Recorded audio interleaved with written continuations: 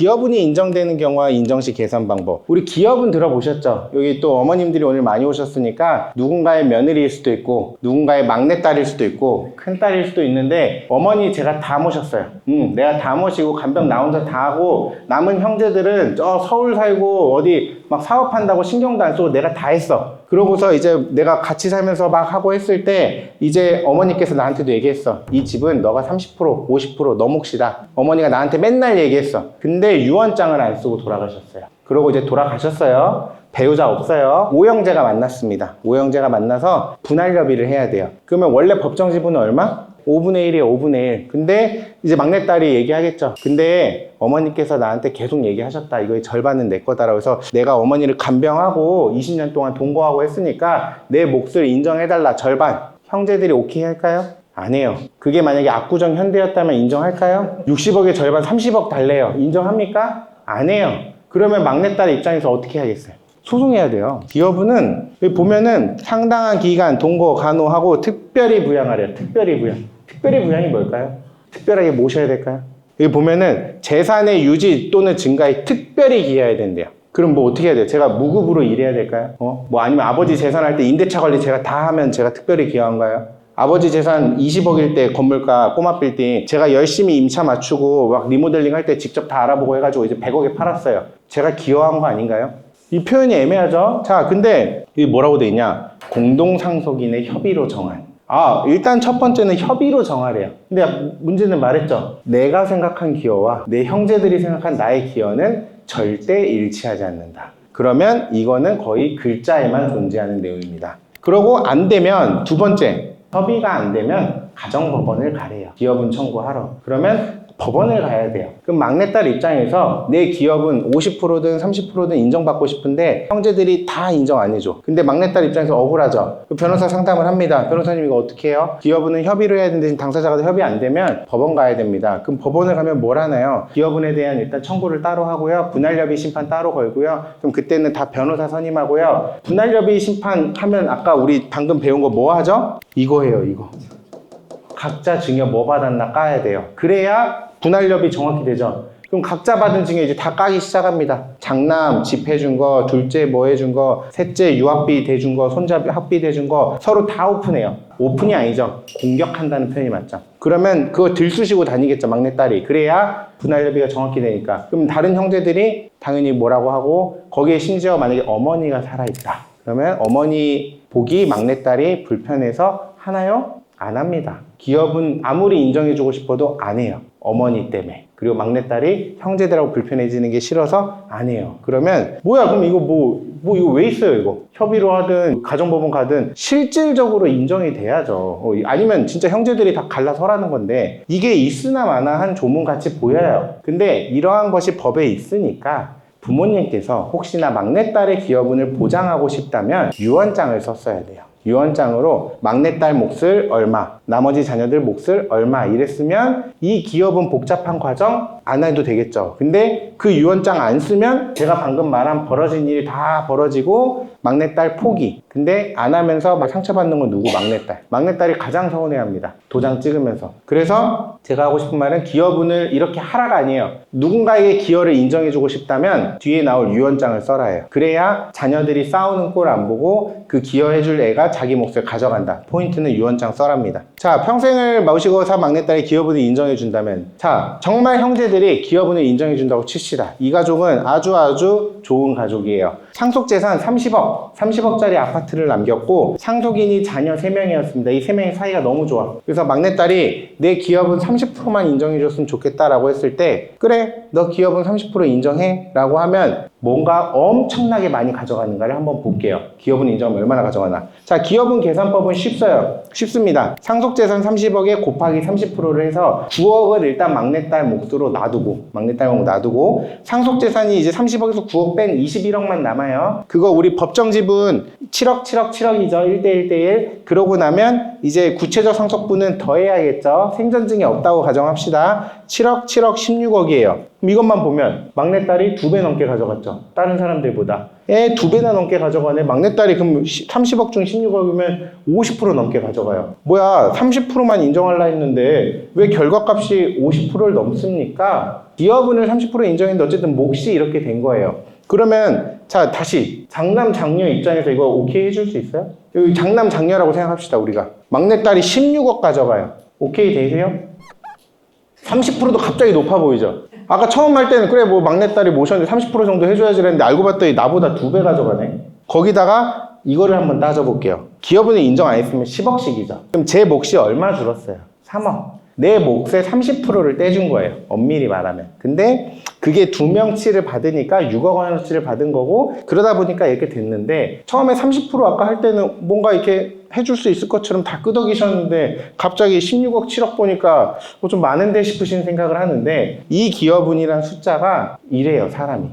그래서 실제로 제가 기여분 협의되는 건 거의 못 봤습니다. 근데 정확히 표현하면 이렇게 기여분을 협의한다기보다 그래 너가 고생했으니까 이건 너가 가져가고 이건 우리가 가져갈게 하면서 분할협의를 하시잖아요. 그 마음속의 기여가 사실은 이렇게 기여분을 정리하시고 이 아파트는 너, 이 아파트는 나라고 정리를 하신 거겠죠. 우리가 말로 기여분이라고만 안 했을 뿐인 거지. 그래서 기여분이 실제로 아예 작동을 안 하는 건 아닙니다. 사람 마음속에서 작동을 해요. 하지만 법적으로나 실제 계산적으로나 이렇게 정말 계산 구체적으로 해서 하는 케이스는 보기 힘들고 이런 정말 퍼센티지로 계산하는 건 소송에서 등장하는 거고 이렇게까지 가서 계산하고 뭐하고 하면은 여기서 지금 고려되지 않는 게 생전증여. 그게 막 다 달라붙고요. 그 생전증여는 상속세 세무조사 때 그 판결문 다 입수해가지고요. 과세관청이 생전증여들에 대해서 다 무신고 가산세를 친절하게 날려줍니다. 그러면 이 소송하면서 안 그래도 사이 안 좋은데 세무조사하면서 증여에 대한 무신고 가산세까지 다 나오면 누구 욕먹어요? 막내딸.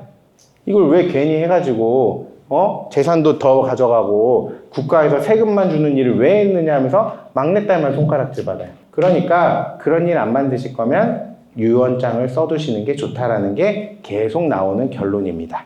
이런 케이스도 있는데 장남이 이번에 원베일리를 받아요. 그러면서 얘기합니다. 야 차남아, 내가 이번에 원베일리를 받았으니 압구정 현대는 너 받아라. 내가 상속 포기할게. 걱정이 되죠. 형 진짜야? 진짜야. 내가 각서도 써주고 공증도 해주고 다 해줄게. 녹음도 하고 다 해줄게. 그리고 되나요? 이제 그럼 믿으실 거예요, 차남? 걱정되세요? 아버님 어떠세요? 진짜 인감도장도 찍고 변호사 앞에서 공증까지 받아요. 한번 봐볼까요? 법조문에 이렇게 써 있어요. 상속인은 상속 개시 있음을 안날로부터 3월 내에 이렇게 할 수 있대요. 그 다음에 가정법원에 포기 신고를 해야 된대요. 그러면 상속 개시 전에 막 각서든 공증이든 다 해놓고 뭐 돌아가신 뒤에 그 각서랑 공증으로 무언가를 하면 안 되나요? 소급해서 효력도 있어요. 그래서 돌아가신 뒤에 이 각서 가지고 야 너 포기한다고 했잖아, 빨리 가서 포기해, 가정법원 가 빨리, 그러면 안 되나요? 안 됩니다. 안 돼요. 기산일이 상속 개시 있음을 안날부터 라고 규정되어 있어요. 그래서 그 안날부터 3개월이라는 그 기간에만 할 수 있는데 상속이 개시되지도 않았는데 포기를 했다. 이 요건을 충족하지 않았죠. 그리고 제가 각서를 쓰든 공증을 쓰든 가정법원에 한 게 아니죠. 그러면 그거에 대해서는 어떠한 장치도 안 됩니다. 그러면 차남 입장에서는 장남이 원베일리 받으면서 압구정 현대는 내가 포기할게 라는 무언가에 대한 거를 확보하고 싶잖아요. 보장받고 싶잖아요. 무슨 장치가 있을까요? 뭐 각서 써도 없고 아무 의미도 없다는데. 변호사님 이거 어떻게 해요? 저는 안전장치가 있거든요.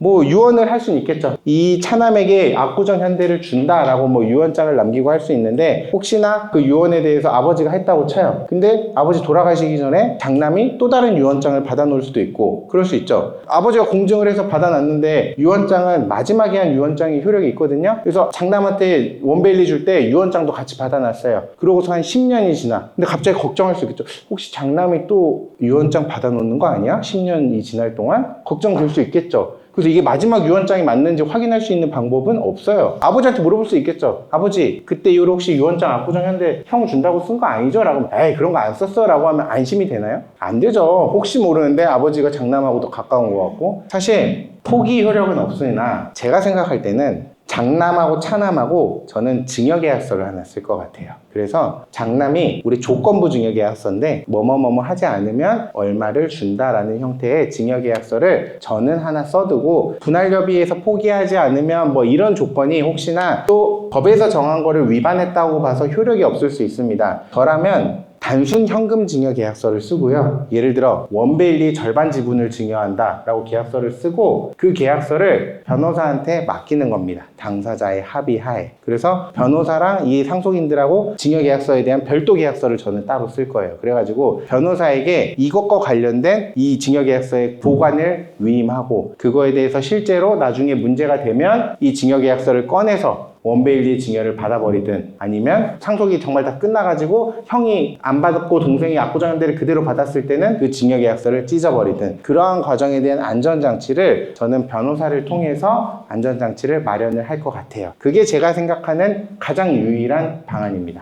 방금은 아버지 단독 케이스였고 아버지 사망 시 장남이 단독으로 원베일리를 받았고요. 아버지 다른 재산 없어요. 끝. 둘째, 어머니가 나중에 사망하면 압구정현대 너가 받아라 이렇게 했어요. 그러고서 아버지 돌아가시고 원베일리 형이 가져갔어요. 그리고 이제 어머니가 몸이 안 좋으신데 걱정이 되는 거예요. 압구정현대가 아버지 돌아가셨을 때는 한 40억이었는데 요즘 막 70억 80억 가고 있는 마당에 어머니 돌아갔을 때 되면 잘하면 100억도 될 것 같아. 그러면 차남 입장에서는 잠깐만, 근데 엄마 입장에서는 안 변호사가 특별 수익 얘기했는데 장남이 엄마한테 받아간 거 있어요? 없어요. 그러면 둘이 아무것도 안 해놓으면 법정 지분이 얼마? 2분의 1씩. 근데 뒤에 나오겠지만 혹시나 엄마가 나한테 다 준다고 압구정한테 준다고 유언장을 써도 장남이 유류분 청구할 수 있는 거 얼마? 4분의 1. 100억 간다 치면 얼마? 25억. 장남 입장에서 25억을 받을 수 있는데 아니면 50억을 받을 수 있는데 안 할 사람이 있을까요? 장남하고 차남하고 있는데 물론 차남 입장에서 아버지 돌아가셨죠. 이제 엄마 돌아가셔요. 위에 부모님이 아무도 안 계셔. 형하고 나밖에 없어. 근데 형이 여기서 나랑 딱 등져버리면 50억 받아가든 25억 받아가요. 차남 입장에서 할 수 있는 거 뭐? 일단 유언장. 엄마 압구정현대 놔준다고 일단 빨리 유언장 써주세요. 썼다 쳐요. 그래도 반환할 금액 얼마? 유류분 청구 들으면 25억. 근데 불안하죠? 차남 입장에서 100억 가고 120억 가면 그러면 차남 입장이 상담 왔을 때 세무사 변호사들이 그래요. 에이 뭘 형님이 설마 그러시겠습니까? 뭐 원베일리도 받아가는데 원베일리가 만약 60억이고 압구정현대가 100억 넘어가면 형님은 똑같이 받았다고 생각할까요? 갑자기 내가 덜 받은 것 같아. 그리고 너 100억 가져가면 내가 20억 줘도 80억 맞춰지는 느낌 나죠? 그러니까 장남 입장에선 유류분 청구할 수도 있어요. 그리고 아무리 형제가 우애가 좋았다 해도 여기서 등장하는 사람이 누구냐? 와이프. 장남의 와이프. 바로 옆구리 찌르죠. 뭐 하는 거야? 이거 유류분 청구하면 25억 받는데 지금 25억을 받을 수 있는데 왜 청구 안 해 이거를? 지금 저 120억 가고 우린 지금 원벨리 60억 가고 있는데 이거 당연히 청구해야지 라고 옆구리 찔러요. 그러다 보면 장남도 약간 욕심이 나요. 그리고 애들한테 물려줘야 되는데 지금 25억이 누구 애 이름이야? 이래버리면 청구가 실제로 들어옵니다. 그래서 이거는 안전장치가 없어요. 근데 이거를 굳이 안전장치를 만든다면 아까 말씀드렸던 방식을 무언가 적용을 할 수도 있겠지만 어쨌든 이것도 인정되지 않으니까 반드시 분할 협의를 할 때 고민을 하셔야 됩니다. 변호사님 이게 그러면 방금 말씀하신 위험하니까 집을 둘이 그럼 공동으로 2분의 1씩 받고 압구정현대도 2분의 1씩 받으면 좋나요? 여기 중개사님들도 많이 오셨는데 2분의 1씩이 좋아요 집이? 안 좋잖아요. 원베일리도 2분의 1씩 갖고 압구정현대도 2분의 1씩 가지면 나중에 재산세 종부세 나중에 팔 때 비과세 뭐 다 안 되는데 뭐 불리하게 뭐 이걸 어떻게 가져갑니까? 그래서 집은 보통 단독으로 받으라고 하잖아요. 그러다 보니까 지금 말한 것처럼 재산 분할해서 공정하지 않은 결과가 나와요. 물론 이제 우리가 상속주택에 대한 여러 혜택이 있잖아요. 이제 보유세든 양도세에서 혜택이 있지만 재산 분할할 때 그 보유세나 양도세 혜택에도 불구하고 실제로는 아직도 분할을 할 때 공유를 꺼려합니다. 주택에 대해선. 그러다 보니까 뭔가 누군가 단독으로 받는 상황이 생기고 그럼 재산 분할에 불균형이 초래가 되고 있죠. 그래서 저는 상속주택에 대해서는 뭔가 혜택이 더 많아져야 된다고 생각을 하고 그래야 재산 분할에서 어떤 에러가 발생하지 않는다는 입장입니다. 꽤 많이 하는 질문. 나도 이미 재산이 많아요. 나도. 그래서 나 받아봤자 상속세 50% 내고 또 증여세 상속세 50% 내는데 나 안 받고 우리 애 받게 할래요? 제가 상속 포기하면 혹시 우리 애 받나요? 라고 질문하십니다. 맞는 말일까요? 반만 맞는 말이에요. 반만. 여기 보면 민법을 한번 봐볼게요. 포기한 상속재산의 귀속. 상속인이 수인인 경우에, 만약에 삼형제인 경우에 어느 상속인이 상속 포기를 한 때에는, 장남이 상속 포기를 한 때에는 그 상속분은 다른 상속인의 상속분의 비율로 그 상속인에게 귀속된다. 그 상속분은 다른 상속인 두 형제에게 2분의 1씩 귀속된다. 그러면 장남이 포기하면 장남의 아들이 아니라 둘째, 셋째가 2분의 1씩 받는다는 말이에요. 첫째가 멋 모르고 상속 포기하고 왔으면 큰일 날 뻔했죠. 자기 아들 줄 줄 알았더니 알고 봤더니 형제들이 2분의 1씩 되면 근데 왜 반만 맞다고 했을까요, 제가? 뭐 보니까 아니네. 아닌데 왜 반이 맞다고 한 거예요? 다 틀리는데. 언제가 있냐면 제가 외동아들일 때. 제가 외동이에요. 제가 포기해요. 그럼 그 다음은 누구냐? 직계 비속. 제 아래로 내려가요. 후순위가 아니에요. 1순위 상속인은 직계 비속인데 제가 최근친이잖아요. 제였다가 아들이었다가 아들이 포기하면 그 다음 직계 비속인 손자가 2순위로 되는 게 아니라 1순위로 상속인이 되는 겁니다. 후순위가 아니에요. 그래서 반이 맞다고 한 말은 외동아들일 때는 가능합니다. 그래서 그런 이슈가 있지만 실제로 그렇게 되면은 할증은 해요. 상속세에서. 할증은 하는데 안 그래도 상속세가 많은데 할증까지 해버리면 손자가 내야 될 상속세는 얼마나 될까요? 그리고 손자가 그 상속세를 낼 돈이 있을까요? 없다 보니까 또 결국에는 고민을 하시다가 애 상속세 마련할 방법이 각이 안 나와서 포기하시는 경우가 꽤나 많습니다. 그래서 생각보다 이론적으로는 막 뭐가 방법이 많아 보여도 경험상 상담의 90%는 돈 때문에 포기, 10%만 고민하다가 실행 하고서 잘했다라고 할지 아니면 그 세금 내느라고 고생하셨느라 괜히 했다라고 할지는 그 안에서도 반반 갈리는 것 같아요. 제 체감상. 자, 이제 유언입니다. 제가 유언 조금만 하고 쉴게요.